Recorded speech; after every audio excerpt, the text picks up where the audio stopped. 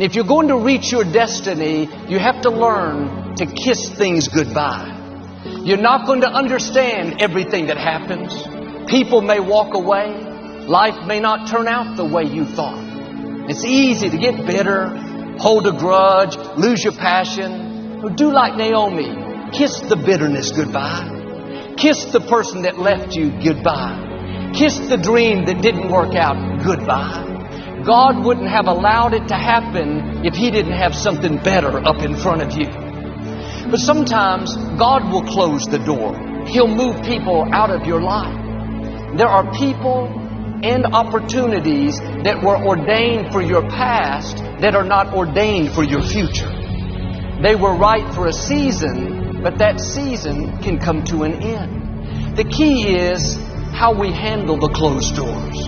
How you handle the disappointments. How you handle the people that treated you wrong. Sometimes, instead of kissing them goodbye, we smack them goodbye. Good riddance. I didn't like you in the first place. Don't let the door hit you on the way out. Naomi could have turned away angry. Thought, I'm not going to kiss you, Orpah. Some friend you are. That would have kept her from the new things God had in store. She moved back to Bethlehem with her daughter-in-law, Ruth. Ruth married Boaz, a wealthy man that owned all the land. They had a baby. Naomi took care of their son like he was her own. After all she had been through, all the broken dreams, all the loss, while holding the little baby, Naomi said in effect, I never dreamed I could be this happy, this fulfilled. Her latter days were better than her former days. God knows how to give you beauty for ashes. He knows how to turn mourning into dancing.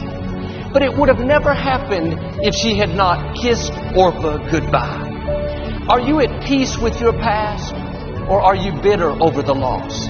Upset because your plans didn't work out? Holding a grudge because that person walked away? It's time to kiss some things goodbye. Don't bring bitterness into a new year. Don't bring self-pity, a chip on your shoulder. That was in your past. It doesn't belong in the future. You cannot embrace the new things God has in store as long as you're holding on to the old. My father went to be with the Lord back in 1999, some 20 years ago. I lost one of my best friends. I still miss him, but I realized the loss of my father is in my past. It's not in my future. If I would have brought all the hurt, the questions, the self-pity, I wouldn't be where I am. You won't have the strength to move forward if you're weeping over what's behind. It takes a lot of energy to think about the past, relive the hurts, wonder why it didn't work out. That person you lost, if they were supposed to be here, they would still be here. If somebody left you, I say it respectfully, you don't need them.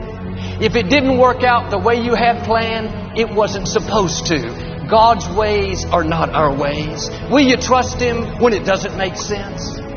Start kissing things goodbye. You spend enough energy on the past, that doesn't take you anywhere. Kiss that disappointment goodbye. That door didn't close by accident. God is directing your steps.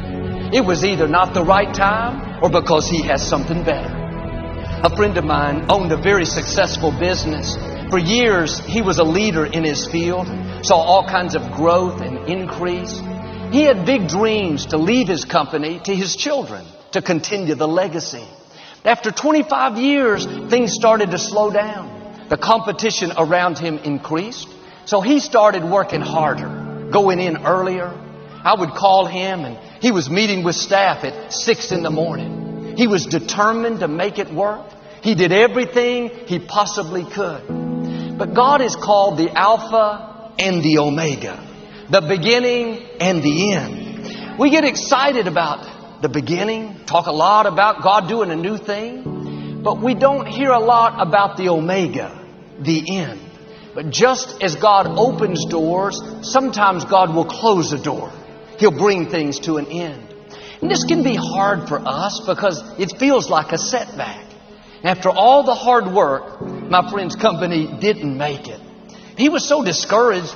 For several months, he would hardly talk on the phone. He told me how he felt like a failure.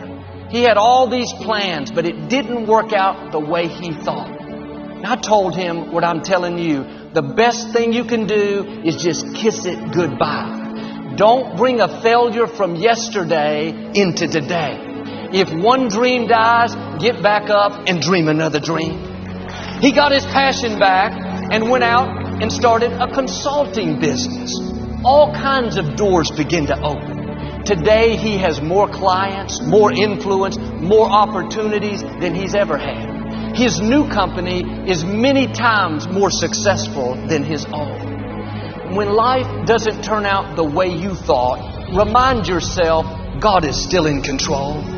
Instead of being sour, losing your joy, kiss the disappointment goodbye. Quit reliving mistakes you've made. Things that you wish you would have done different, wondering why it didn't work out. Like my friend, you may have done your best, given it your all, but it didn't succeed. Accept it as God's plan and move on. Our attitude should be, God, I trust you, not just with my successes, I trust you with my failures. I trust you with the betrayals. I trust you with the things that don't make sense. When you kiss the past goodbye, it releases you into your future. You have to be at peace with what's behind you. It's not enough to just move forward, angry, bitter, mad at God. That's why Naomi kissed Orpah. It was symbolizing, this is painful. I don't like it. I feel betrayed, but I'm at peace. It takes maturity to kiss things that don't feel good. This is what the prophet Samuel had to do. He spent years mentoring a young man named Saul. He took him under his wing and he trained him to become the next king of Israel. You can imagine how proud Samuel was when he saw this young man now grown and leading the Israelites.